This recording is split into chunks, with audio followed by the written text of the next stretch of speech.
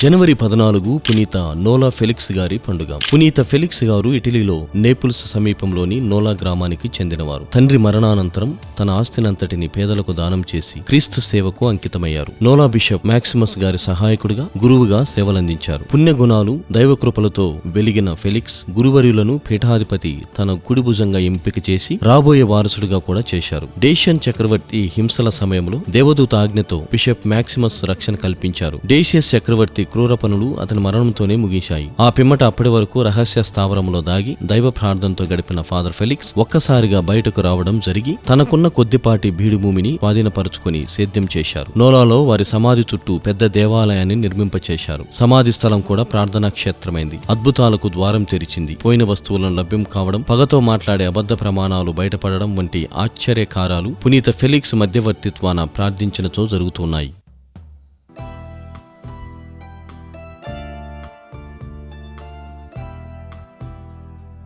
పునీత ఫెలిక్స్ గారా